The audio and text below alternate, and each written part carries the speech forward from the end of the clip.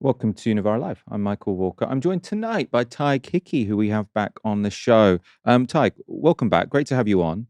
We haven't spoken to you since you were on the Palestine flotilla. Are you getting used to being back on dry land? Not really. No, I think I'm a boat guy now. I'm just going to be on a boat from now on. That's just who I am. Yeah, no, I'm getting used to it. It's a pity there wasn't more material difference on the ground, but hopefully we made some sort of a difference, and we keep pushing. Yeah, I mean, I think the impact was huge. As you say, the situation in Gaza still remains a disgrace. We will be talking about that on one segment of tonight's show, and we discuss Hillary Clinton, who has blamed people turning against Israel on TikTok. So she's furious that people are seeing images of what Israel are actually doing, which to her counts as misleading propaganda. It's just, the videos are just showing what's actually happening. We'll also discuss whether Reform and the Tories are likely to form a pact before the next election, what that would mean for the Labour Party and for the Green Party, for the left in general, I suppose. We will speak to the daughter of a victim of the Hillsborough disaster. Really, really incredible interview, actually. This, of course, is in the wake of the report delivered yesterday by the IOPC into the police, disgraceful mishandling and then cover-up when it came to their response to the Hillsborough disaster. And I have an interview at the end of the show about why we should decolonize economics. A bit of a response to an interview I did a couple of months ago about Joel McKeer, who'd won the Nobel Prize for Economics. Really, really interesting interview that. Lots to get on with, lots coming up. As ever, if you'd like to support our work, you can sign up at novaramedia.com/support. We are, for the first time, in an era of 5-party politics in England, and of course 6-party politics in Scotland and Wales. Across the UK, Reform, Labour, the Lib Dems, the Tories and the Greens are all consistently polling above 10%, I should say across Britain, because probably not in Northern Ireland. In Scotland and Wales, of course, the SNP and Plaid are in first and second place, respectively. Now, all this means that in our first past the post electoral system, alliances, either tacit or explicit, could decide what type of politics comes to power at the next general election. And that makes this story from the Financial Times all the more significant. And they reported last night that Nigel Farage has told donors that he expects Reform UK will do an election deal with the Tories. This is from that article. So they write this. One donor said Farage told them he expected to do a deal with the Tories, whether it be a merger or an agreement on cooperation between the two parties to ease Reform's route to election victory. The person added that the Reform leader said such a deal could only be done on his terms, in part because Farage felt betrayed after the pact he made with the Tories at the 2019 election. Another associate who met with Farage in recent months said the Reform leader described a pact or merger as inevitable, but added it might take some time. The person added that Farage said Reform held more power, so any agreement would be made on his right-wing populist party's terms. Now, if such a pact were to happen, as I say, it could potentially be a nightmare for Labour and the left. YouGov's most recent polling has Reform and the Tories on a combined 45% of the vote.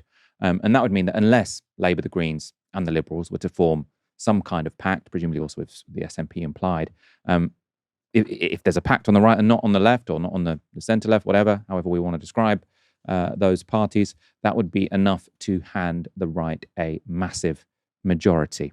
Nigel Farage, though, for his part, has been very quick to deny reports of a pact or a merger. So after the FT published that story, he said this: a false story in the FT tonight claims Reform would do a deal with the Tories after 14 years of dishonesty and lies. They should never be forgiven. The idea I'd work with them is ludicrous. They betrayed my trust in 2019, and we will ensure they cease to be a national party in May. I'm just trying to work out how they betrayed his trust in 2019. I suppose he wanted a harder Brexit deal than Boris Johnson ultimately signed. Robert Jenrick today ruled out from the Tory side a deal with Reform. Well, look, my party's leader, Kemi Badenoch, and Nigel Farage, leader Reform, have both been very clear that they don't want a deal. So there's not going to be a deal. That's the end of the story. And frankly, the British public, my constituents, the listeners and viewers to your show, are much more interested in what's going on in the country right now. Bills going up, cost of living, life being tough, Rachel Reeves wrecking their livelihoods with their ever-increasing taxes than speculating about this kind of stuff. And no, I know that, mate. But the one thing, my advice as a friend is get Nigel Farage on your show. You know, I can't answer what he may have said. In the city. No, I know that. But what I guess I'm saying is, and you know how much I respect you, there are people texting this morning saying, for the good of the country, would that not be maybe further down the line something that would need to be discussed to ensure we don't get 5 more years of this disgusting, despicable government? That's the question, isn't it? Yeah, I know where the question comes from, and it's asked because people are sick to death of this Labour government, just want to see the back of it and want a good government after the next general election. So I understand the motivation behind the question and the sentiment that there is amongst many people in the country, but both Nigel and Kemi have been clear there's not going to be a deal, so there isn't going to be a deal. So a number of things to say about this. I know lots of people talk about Britain going in an authoritarian direction. It's somewhat reassuring that someone can do city and sweep puppets behind a leading politician on TV, and they're just, they can just continue doing that. I think people from many countries might be a little bit surprised about that.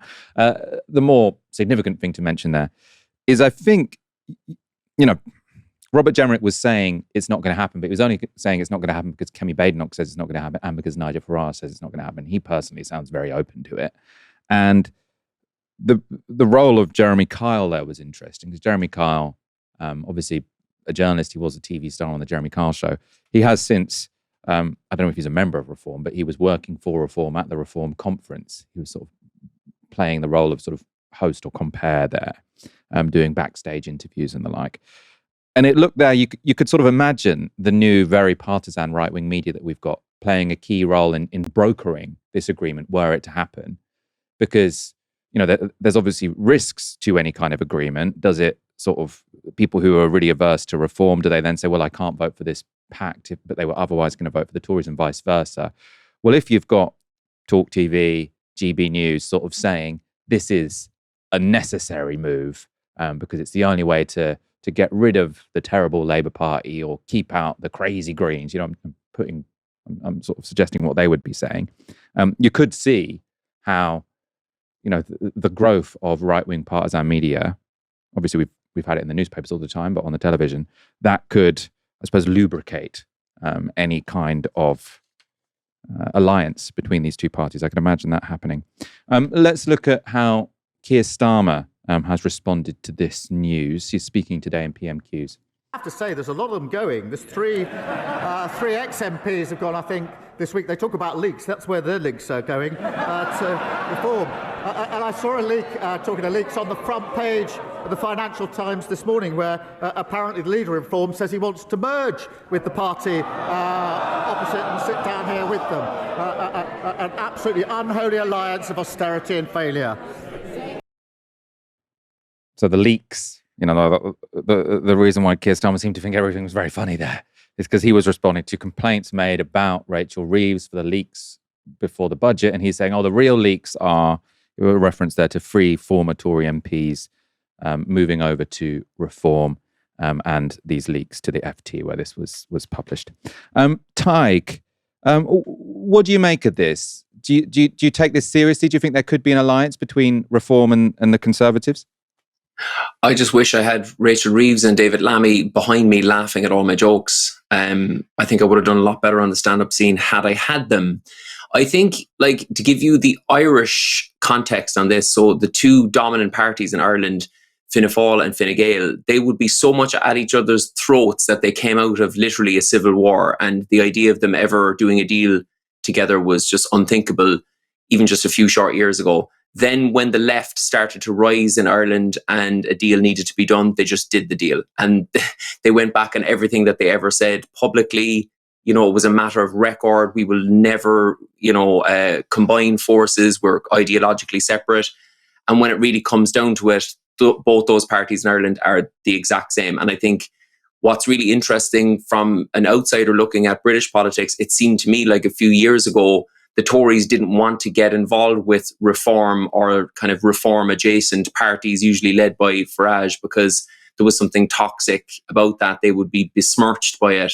And now it seems it's almost the other way around, that reform are kind of in the ascendancy, and they somehow miraculously have kind of a credibility and social acceptance in the British context because racism is kind of back in vogue, it feels. And now they're looking at the Tories as if the Tories are the kind of the toxic entity. So unfortunately, I think what will happen is the deal will be done, whether it'll be formal or not. I mean, you can imagine, just to be really, realistic about it, if Reform don't have the numbers and the Tories are there offering themselves to kind of be the mud guard for Reform, which kind of effectively happened in Ireland as well, then obviously that will happen rather than leave a so-called left-leaning government in. Now, again, as an outsider, to describe the current Labour government as a left-leaning government is beyond farce. But yeah, I can definitely see that coming. I think you raise an interesting issue when you see Jeremy Kyle becoming animated enough to call this Labour government disgusting and despicable, I think he said, again, for all completely separate reasons to what people with a semblance of humanity would say about Labour. We'd also think they're despicable, but for vastly different reasons. But if Jeremy Kyle is already beating the drum, I think it's inevitable you're going to see a deal to save Britain again. I think between Reform and Tories, I think Britain's always just trying to save itself or get its country back, or I don't know what you guys are doing, to be honest. Let's stick with the Irish example actually for a moment, because the Conservatives, I mean, all the parties, I mean, we could also talk about a potential alliance between Labour and the Greens or the Lib Dems, if it seemed like that was the only way to keep reform out. But all of these parties will be looking abroad to see how these alliances have gone for various parties. Sort of what happens when two right-wing parties allied? Is it the death knell for one of them? Can they both still remain relevant and popular even after they've allied? Of course, it's slightly different in Ireland because you have proportional representation, which means that these alliances can happen after the election, which I think is actually easier to do than an alliance before the election, which is what Reform and the Tories would have to do. That's what they're talking about here. But from the Irish experience, so Fine Gael and Fianna Fáil, how long have they been in a coalition for, and how has that worked out for them? I mean, do people now just see them as increasingly irrelevant because it's clear they're a uniparty and sort of any kind of opposition to the government now has to go to different parties, or has it worked out okay for them? I mean, it's worked out okay for them in terms of holding on to power. I think ultimately that's the way you need to look at these things. I mean, most politicians, be they liberal or conservative, are trying to hold on to power. I think most people would accept that.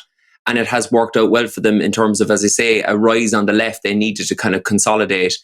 And they have, to answer your question directly, they've been at the helm together for the last two cycles of government. So over 10 years at this point. But what has happened to them is that they've literally blended into the same party. So in terms of the commentariat or anybody analysing Irish politics at all, they like to, they're Fianna Fáil and Fine Gael, and there's a kind of a shorthand for it of FFG. And whilst they keep saying that they've got different stances on lots of different issues, nobody can really see what those issues are anymore. So the moment that you do a formal deal, I think, be it before or after the election, I think you cease to have any individuality as a party. But I mean, I don't think that's something that the Tories are particularly worried about at the moment.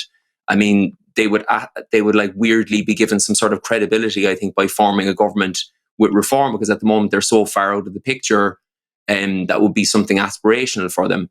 But again, I just think from an outsider looking at British politics at the moment, it feels like the Tories, from my perspective, were always, quite racist and jingoistic in their thinking.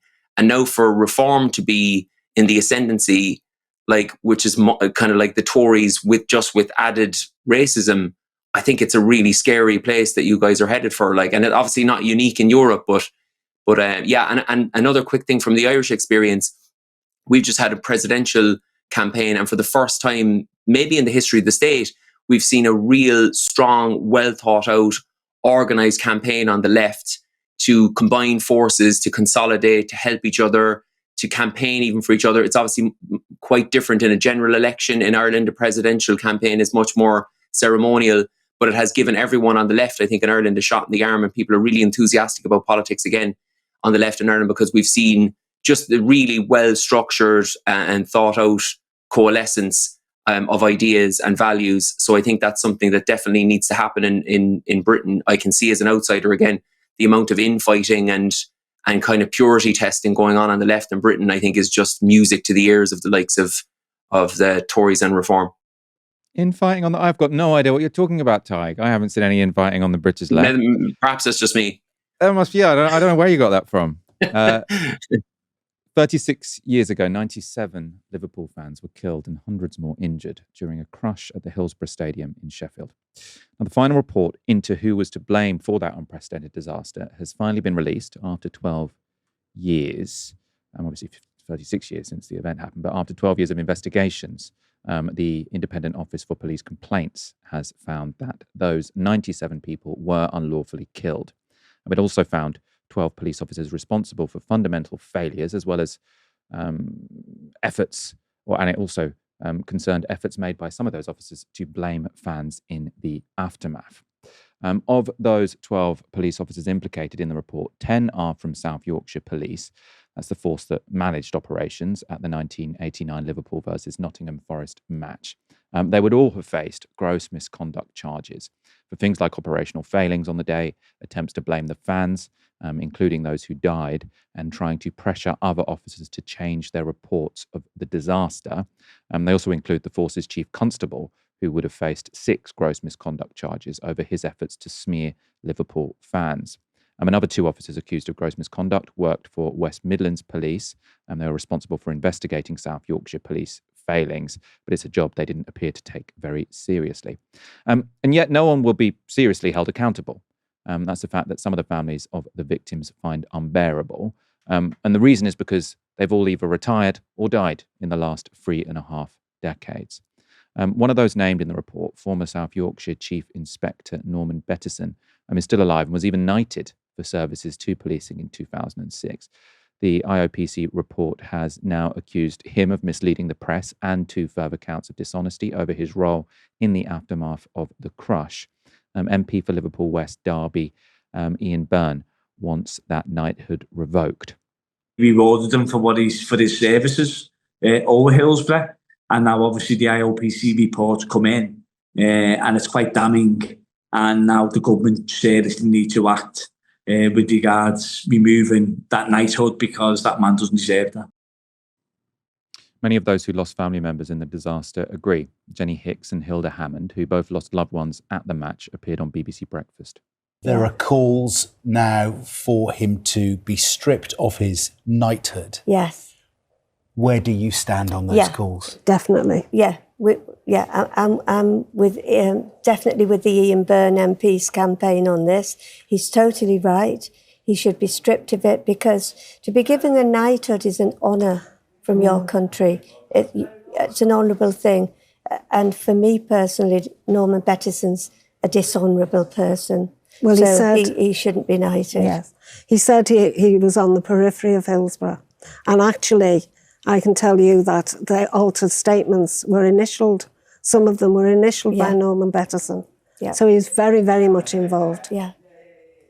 In fact, we campaigned when he was going to be made Chief Constable of Merseyside. We were outside the police headquarters in Liverpool. Do you remember that? I was there, yeah. With placards and a few of the Hillsborough mums who were out there saying he shouldn't be, but they didn't listen to us at all. We've not been listened to. So that's the good thing about this report. Perhaps the doubters who are still out there, they can have no doubts now. Surely. We have an interview with the daughter of one of the fans killed in Hillsborough, and we'll play that in a minute. First, though, let's just remind you what actually happened that day in Sheffield and the aftermath. So, despite an expected turnout of over 20,000 Liverpool fans at the FA Cup semi-final, the fans were forced to converge at a single access point to the stadium. So this is where the whole disaster began. Fans began to gather at the Leppings Lane entrance of the stadium, with police tasked primarily with looking out for hooliganism rather than crowd control. But with limited entry points, the crowd soon swelled, and with some police officers beginning to appear visibly anxious. And by around 2:40 p.m, the mass of people had become overwhelming, with a small boy lifted out of the crowd to avoid being crushed. The police at this point were clearly stressed, with some fearing that fatalities could occur. As the situation intensified and the build-up near the entry turnstiles to the grounds grew, police made a decision to open an exit gate to try and alleviate the pressure. That led to a massive surge of hundreds of fans into the stadium, with 2,000 streaming into the stadium over just 5 minutes. Most headed to the centre pen situated behind the goalposts. Just 3 minutes after the 3 p.m. kickoff, the first signs that something was very wrong appeared. Time is 3 minutes past 3 exactly. Cameraman 37 filming removal of Liverpool fans from one area of the ground to the other.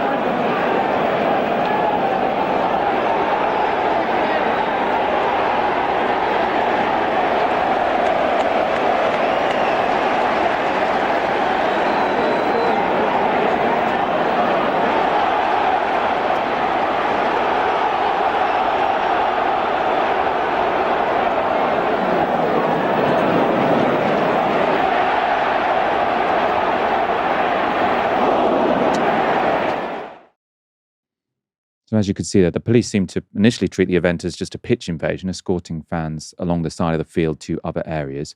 But as fans began collapsing onto the field, it became clear that something much more serious was happening. At 3:05, the match was stopped.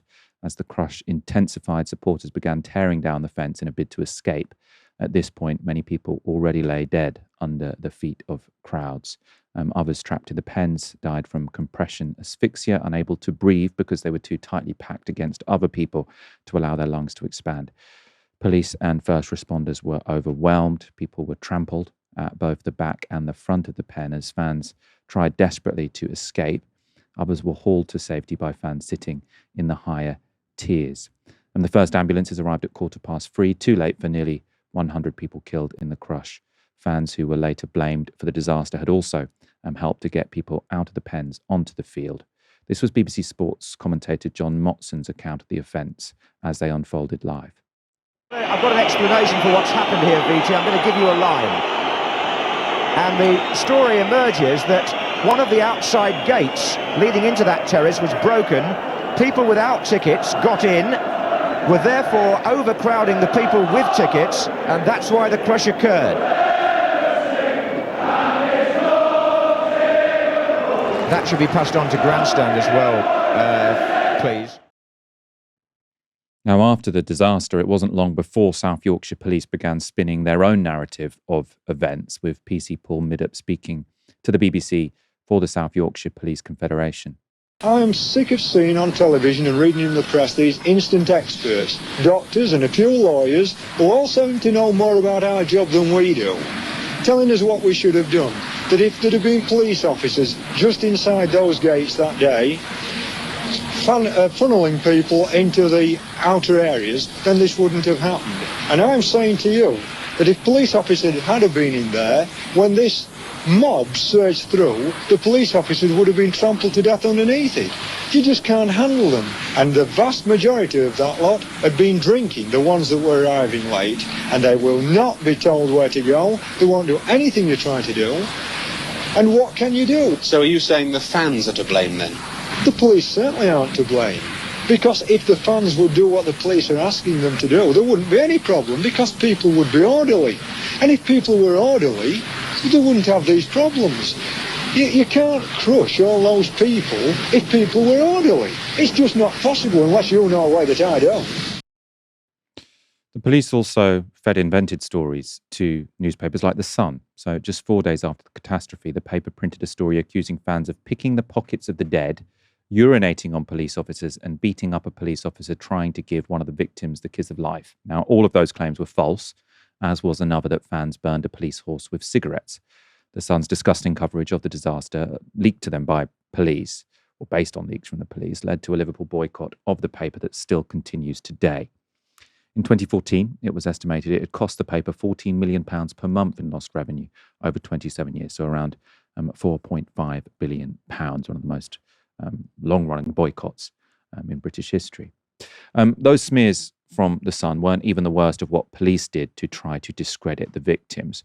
West Midland Police, who investigated the disaster, performed blood, alcohol and National Police computer checks on the dead, some of them children, presumably to find ways to pin the blame on them. Nearly 200 witness statements were also altered by police before being handed to earlier investigations into the events. And after more than 3 decades of investigation, inquiries, criminal cases, and a quest for justice spanning generations, after all that, not a single police officer will ever be held accountable, properly accountable, for unlawful killing of 97 people. I just want to read you this as well. It's a pretty tone-deaf response to the IOPC's findings from the South Yorkshire Police Federation. So they say this.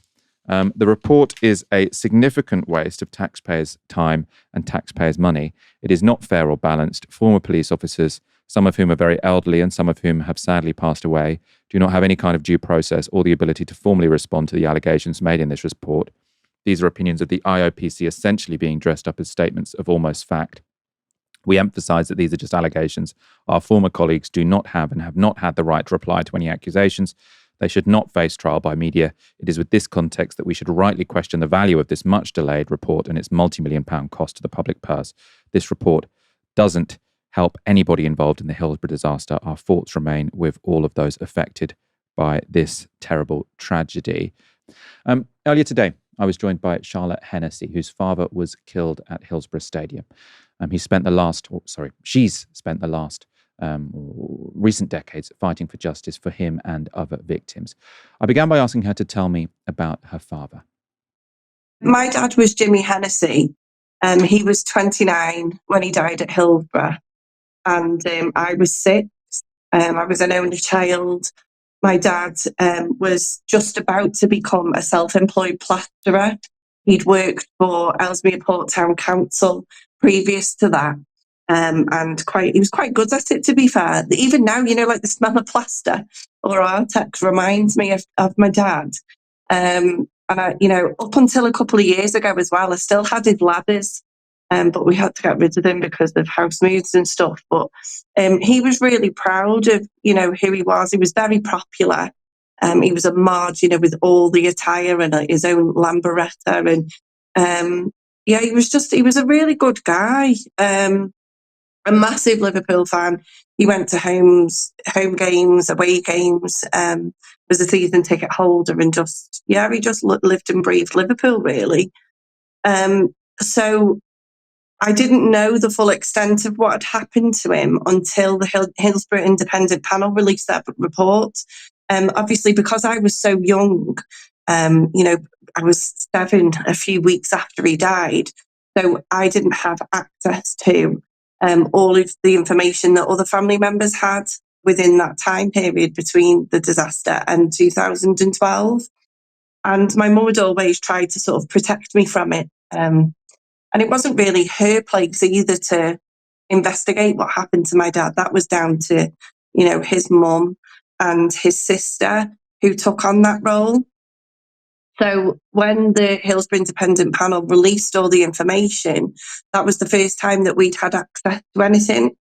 And we were one of the 41 families that were recalled by Dr. Bill Kirkup because they stated that they had found evidence that there was reason to believe that my dad was one of the people that could have survived. So within a few days, we went and met with him. They were very good, they didn't keep us waiting long. So we went to meet with him, and that's when he had said that the original death verdict must be untrue, because he had examined all the evidence that had been gathered in relation to my dad, including his pathology report. And they had stated that my dad had died due to traumatic asphyxiation, but the presentation of him, and things like quite personal, intimate things like the weight of major organs and the presentation of his lungs and things, didn't match that cause of death. So that was devastating for us, because that was new information. It wasn't something that we were prepared for either. So that then is where the real sort of uncovering, if you like, of what happened to my dad began. We had access to all statements from police officers and, documents and things. So I used to sit and go through all the HIP reports and specifically try and find things in relation to my dad. And that is when we discovered that he was found behind the goal on the pitch, lifting his arms, very much so alive. A police officer said that he attended to him with a St. John ambulance guy, or who he believed to be a St. John ambulance guy. And they'd taken my dad to the gym to get him medical attention. That's where they thought that there was going to be medical professionals.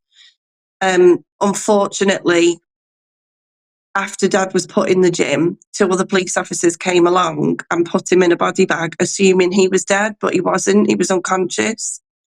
And so following that, 3 hours later, the police officers then went to search my dad for identification.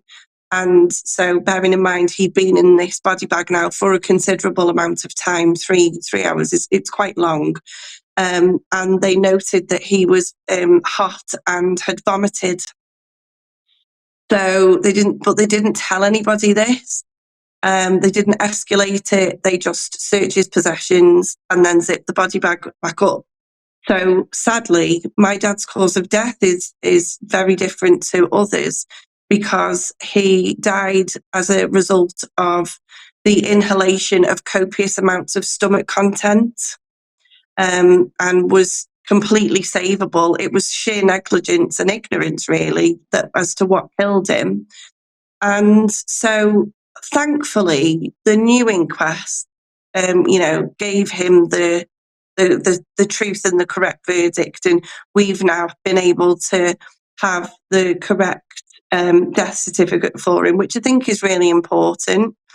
And so I think one of the biggest challenges was that the 2 police officers who tended to him in the gym and put him in the body bag and then searched him for identification, they didn't disclose any of that information until 2013, when the Operation Resolve went to speak to them, because obviously, an inquest is extremely important in gathering a person's last moments. So initially, one of them was quite elderly, one of them wasn't so elderly. I think one was in his 40s, and he initially started to engage, and then Operation Resolve went back to speak to him the next day, and he refused to cooperate any further. And then he sent a letter via his doctor to say that he was too unwell, and he has then, therefore, since then, refused to give any further answers. Even when I reached out and said, I appreciate that this is very traumatic for you, but it's just equally as traumatic for me to learn 25 years later that actually my dad didn't die the way that, the establishment, if you like, have insisted that he did. So please, just on a personal level, could you just explain a few things to me? There's answers to questions that I need that I'm now not going to get because you're refusing to cooperate for the inquest.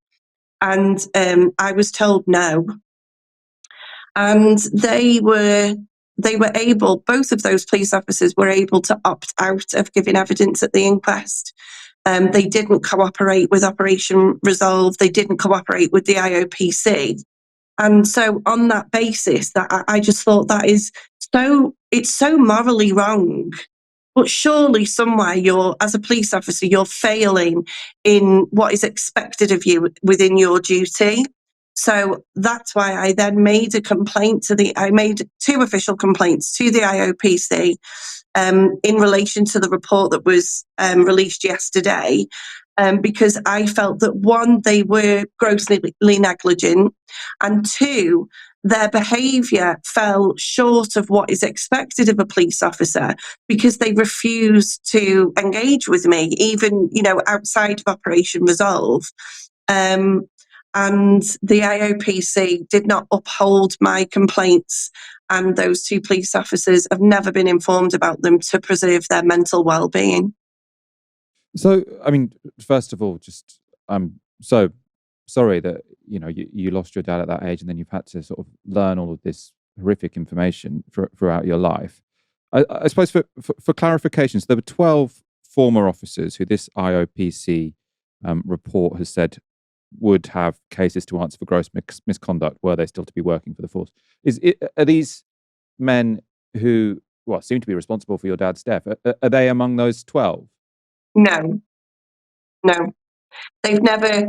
So those two, they were police constables, and they've never been investigated fully because they refused to cooperate. So there's absolutely nothing that the IOPC can do in relation to them.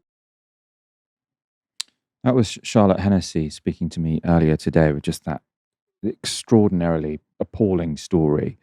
We did actually go on to have quite a long conversation about her experience over the last few years, sort of campaigning on this, and her broader thoughts about the IOPC report. We'll be putting that full interview out at about 9 p.m. This evening. I do recommend you check that out because really, as you saw there, just a completely shocking story, but actually also a very inspirational person. She's really campaigned so hard for such a long time for justice, and has campaigned for a law which will hopefully go some way to preventing similar things happening in the future. So more details of that are discussed in that interview that we'll put out at 9 p.m.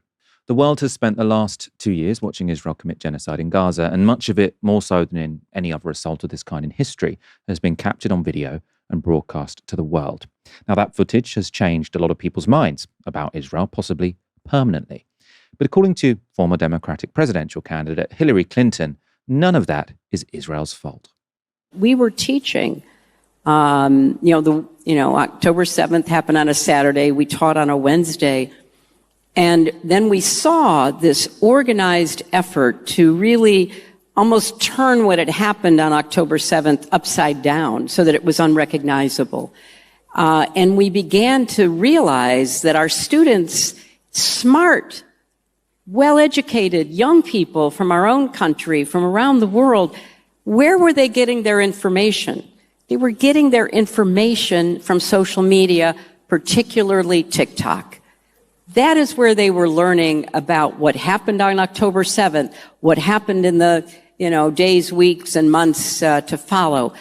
That's a serious problem. It's a serious problem for democracy, whether it's Israel or the United States, and it's a serious problem for our young people.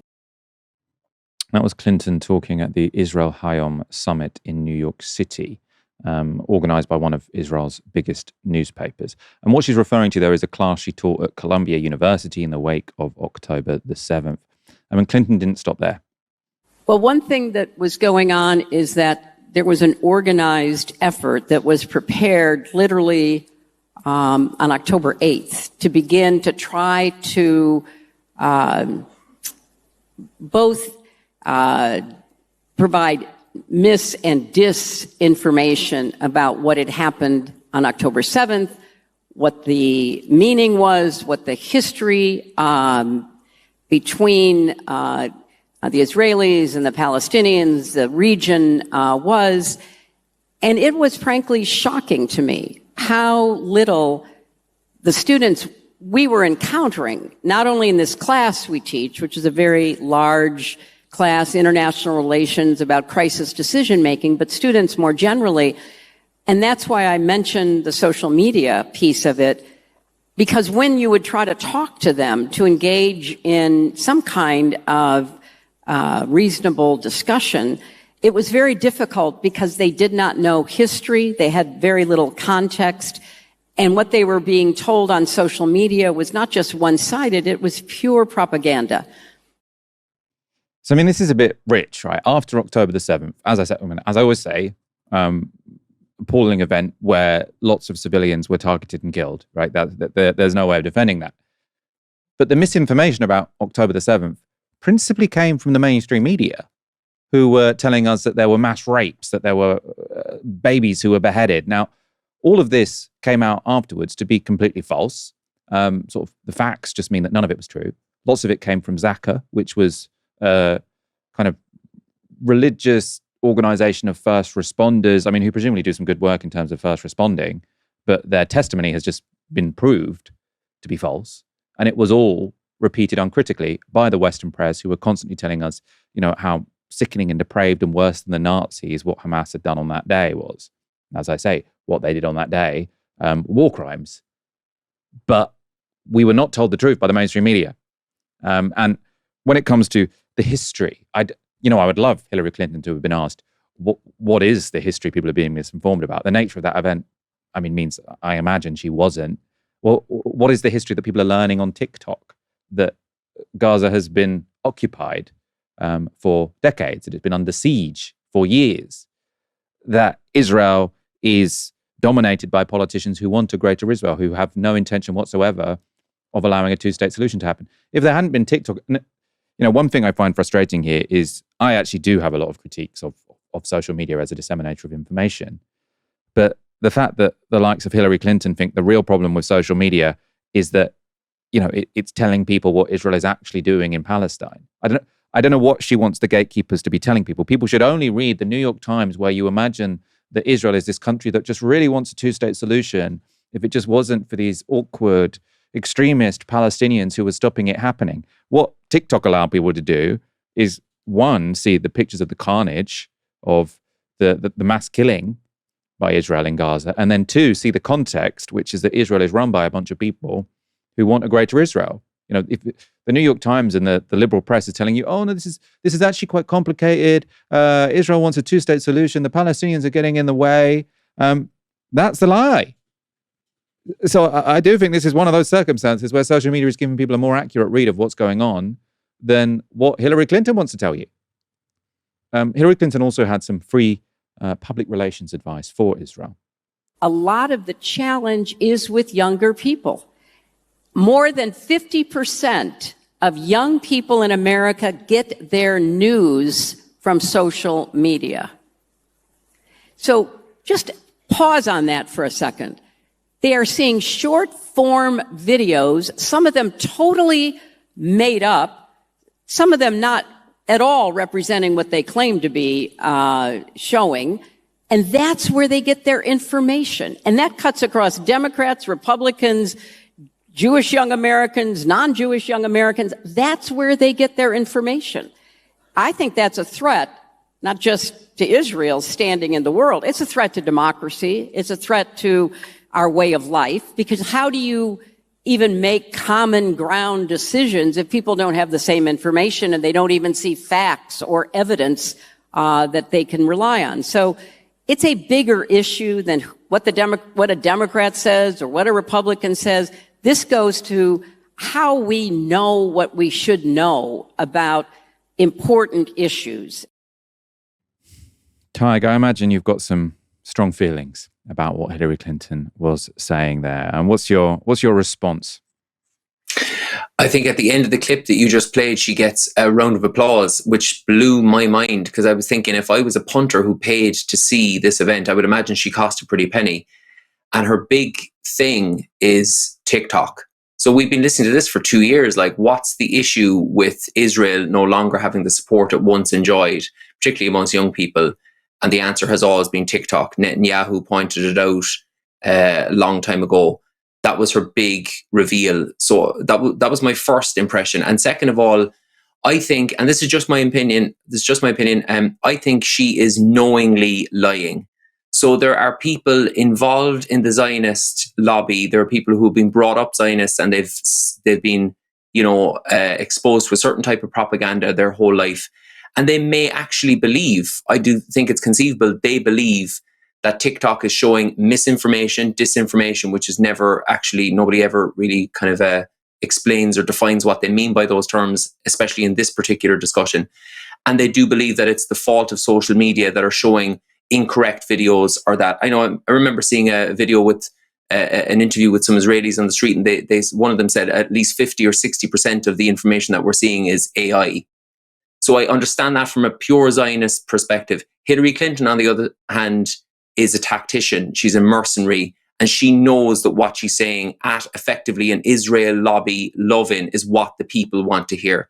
They don't want to hear, maybe you need to look at yourself, maybe you need to stop doing your war crimes, maybe you need to stop the ever-encroaching settlements in the West Bank and being all-out genocidal maniacs. It's just TikTok. That's the problem. So I think there's something really, really dark, and it's true to form with this particular individual. Going forward, I think Brianna Joy said on Twitter, and I thought it was a really good point, any presidential candidate going forward, or anybody in the Democrats who has aspirations for any office, or even their supporters, need to distance themselves from the Clintons. Because, I mean, they have had a lifelong career in this mendacious kind of drumming up support for more mass killing in the global south. And particularly Hillary, she's gone to bat time and time again for the Israel lobby. She supports them, as you say, in what have actually been proved to be disinformation and misinformation. She's stood by them 100%. And I think she should be accountable when the dust finally settles on all this horror and hell. Yeah, I mean, it is. I agree with you. I don't see how she can seriously believe. I suppose, you know, confirmation bias is a thing. Maybe she sort of hears people saying it's all because of TikTok, and subconsciously she's thinking, oh, I like that explanation, so I'm going to cling to it. But how? I mean, if you've seen the images that came out of Gaza over the past 2 years, like, unless you're just living in some dream world where you think they're all completely made up, I don't see how you can't come to a more reasonable explanation as to why people are turning against Israel. And she mentioned in that speech, you know, even Jewish Americans are turning against Israel. It's because they were raining down bombs on 2 million people trapped, moving from home to home, living in tents and then bombed again, right? It's not actually that complicated. You don't need this really important theory about social media and misinformation to see why people turned against Israel when they were committing a genocide. What caused the Industrial Revolution? It's a question that matters because it's arguably the most significant thing to have happened in the last 12,000 years. So since the Agricultural Revolution. Now, for all of human history, annual GDP per capita never really rose above the equivalent of $1,000. That was until 1800, when it went almost vertical. It's now 20 times that. If you're skeptical about GDP figures, many people are, the population story is similar. For all of human history, world population increases only very steadily, reaching just under 1 billion in 1800. And then in the next 2 centuries, it increases 8-fold. You can see there another vertical line. And this is my final chart. Don't worry. It shows that for all of human history, child mortality was around 50%. So 1 in every 2 children would die before puberty. From the 1800s, that average plummets. It's now 4.3% globally. So what caused this unprecedented transformation? Well, in October, the economic historian Joel McKeer won the Nobel Prize in Economics for his explanation of the Industrial Revolution. In books like The Enlightened Economy, Britain and the Industrial Revolution, McKeer argued it was the emergence of a particular culture which valued practical innovation and scientific reasoning, which meant sustained growth first emerged in Britain.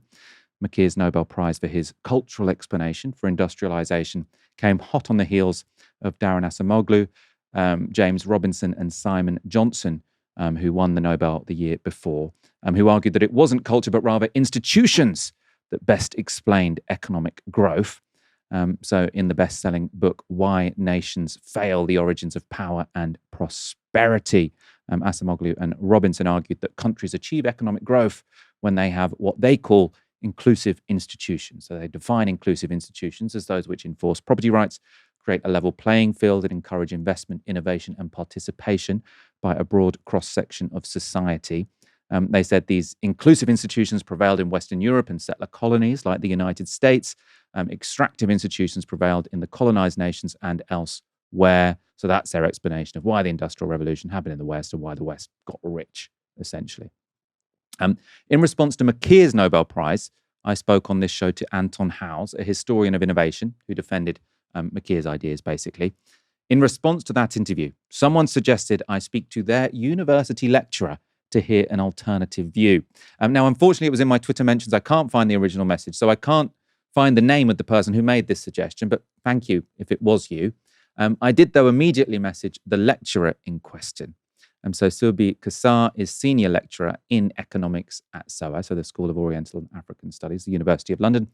She is the co-author of the book Decolonizing Economics, which critiques Eurocentrism in the economics profession. I spoke to Surbhi Kesar earlier today. Wide-ranging conversation. I began by asking her what she thinks mainstream economists like Joel Makir or Daron Acemoglu get wrong about the Industrial Revolution and economic growth. Thanks, Michael. It's quite interesting that in the last 2 years, we've seen the Nobel go to Makir, and also last year for Acemoglu, Johnson Robinson, who actually have done something very interesting in economics, which is not done for the longest of time, which is to bring history, social institutions, cultural institutions into economics. So at a first instance, it's definitely made economics richer. So that's the preface that I would like to start with. However, there are complexities as we start engaging with their theories. And one of the complexities, let me begin with AJR and then I'll come to Makir as well. For example, AJR, Acemoglu, Johnson, Robinson, think about, let's say, development, the industrial development, and that happened in the developed world and didn't kind of happen in the so-called less developed economies, and base it in terms of institutions. And their argument is that, look, in one part of the world, you just had more inclusive institutions, ones that supported the growth of capitalism in terms of private property rights, etc. And in the others, you actually did not. You had extractive institutions, and that was based on the fact that on one part of the world, you had settler colonialism, and the other part of the world, you had non-settler colonialism. And you can see the persistence of that even today in defining who got developed and who did not. However, what they miss out in this analysis is that they almost look at colonialism, despite bringing colonialism for the first time in a very serious way in mainstream economics. What they miss out is they think of colonialism as sort of an exogenous shock that put one country into a high growth path or one set of countries and not the others. However, this understanding is fundamentally flawed because colonialism as a system was something that was shaping both the developed countries on one hand, but the similar institutions or the similar processes were also creating capitalist underdevelopment in other parts of the world. So what we understand to be, the rise of industrialization and development that happened in the West could not have, or at least did not happen in history without depending on colonialism and extractivism in the other parts of the world. And now we are seeing huge estimates coming out, even works of Piketty and others, but in general, like there's been a lot of other work in terms of drain of wealth, etc., that has shown that how important that drain and extraction was. So it's not just two different stages, and therefore, developing countries just need to have these better institutions and they'll undergo this industrial change, etc., but rather they are two concomitant processes.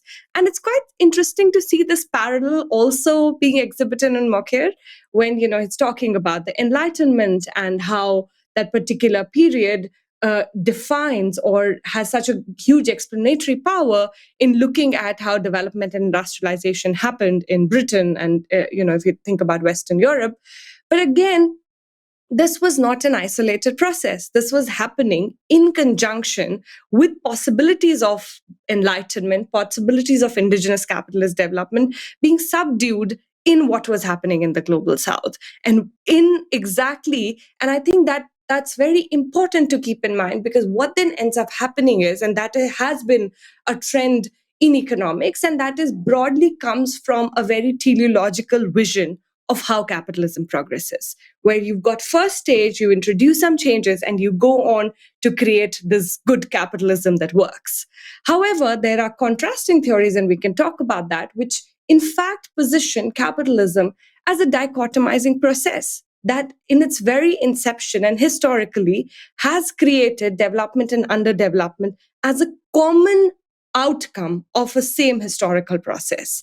And the inability to see those two in conjunction, I feel, really misses out the dynamics of how the economic system evolves in both of these theories. And I suppose to make this super concrete, when you're saying development has to come alongside underdevelopment, what are some examples of that? What are some examples of sort of Western development which were only made possible because of the active underdevelopment of countries in the global South, say?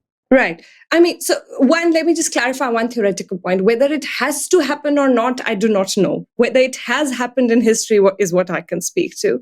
And in that sense, if you think about, let's say, the rise of textiles and the cotton industry and the ginning, which kind of really spurred the Industrial Revolution in Britain, was based on an active destruction of cotton industry in India. And, there's work by Sven Beckert and others who talk about, not only was cheap raw material being exported from a lot of developing countries into Europe in order to create, let's say, cotton and textiles, but then also it was exported back to these countries where, in fact, a lot of smaller merchants and smaller enterprises of cotton manufacturers in India were actively driven out and their supply constrained so that the textile and supply of cotton industry in the UK could take off and could be supplied to the same markets. And then they could do it at a cheaper cost with industrialization and change that came into being. And I suppose I want to understand whether your critique of people like Acemoglu or Makir is that they're wrong or that they're just giving incomplete explanations. I suppose the way to put it, so as far as I understand, when it comes to the Industrial Revolution, Acemoglu and his colleagues AJR think that essentially the key event was the Glorious Revolution, which meant that there was sort of some division of powers between the king and parliament, which meant that there was no longer any threat of the arbitrary seizure of property. Institutions were a bit more inclusive, and that meant that new innovations didn't get stamped out in the same way they might have done in absolutist states. So that's their sort of institutional explanation.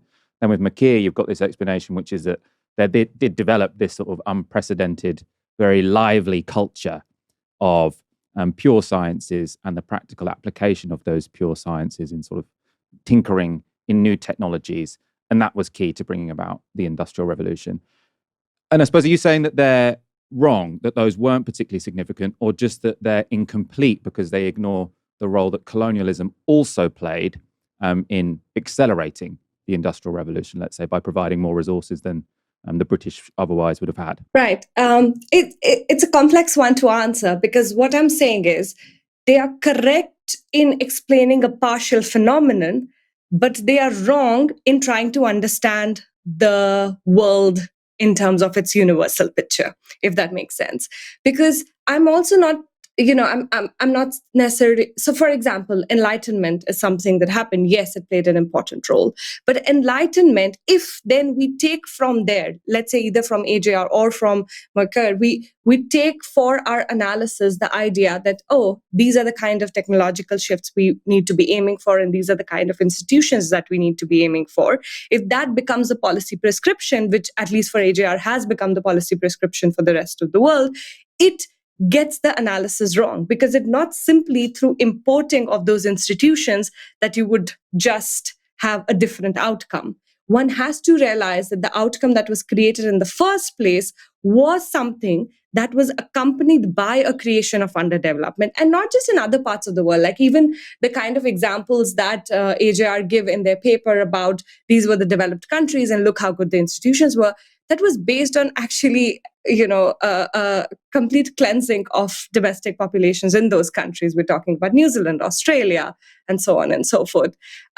So in that sense, while these are very important interventions to understand the role of institutions, but when they are imported to understand how the world progressed, and when we derive policy implications from it, they fall markedly short, because then the solutions that we are trying to aim for is not able to understand the dynamics of the economic system. I suppose I wanted to talk to you about, you mentioned the word progress and sort of this idea of whether or not we have experienced progress, because sort of there's a critique that that's a sort of overly teleological way of looking at humanity. It is also the case that sort of after the Industrial Revolution, sort of global GDP or sort of per capita GDP across the globe had been, obviously it's a bit strange to say the equivalent of $1,000 because that wouldn't have made much sense in most countries. They didn't have dollars, but there are smart economists who have sort of said that makes some sort of sense. And then by now, obviously, that's 20-fold. Child mortality collapses, population explodes. There was clearly something that happened in the 1800s, sort of after the Industrial Revolution, which, came alongside a lot of atrocities as well, right? But clearly there was something that happened that was different to that which went before. And one might say, there's always been colonial plunder. There's always been these sort of the horrific domination of some states by others, but something else must have happened, which doesn't say that the colonial plunder doesn't matter and isn't key to the story. But do you see what I'm getting at here? Right. So I absolutely agree with you. The shifts happen and we move towards a positive outcome. And, like Marx would also say, capitalism, he's like a poet of capitalism who's celebrating capitalism because we moved away from, let's say, feudalism or various other different types of societies. But I think two questions come towards us. One is the problem becomes when progress is only reduced to capitalist progress, when modernity is only reduced to capitalist modernity. And, for the third world, this question is very important. And why do I say that? Because when these countries were gaining independence in the 40s to 80s, South Asia and then Africa and stuff, the model of development that was brought forth and that was sort of development was seen as more capitalism. And that still is the case. How do you develop? You basically have more capitalist institution. You basically have more capitalist growth. And underdevelopment is less capitalism. The thing is that it isn't true. You can have a capitalist underdevelopment and a capitalist development happening together.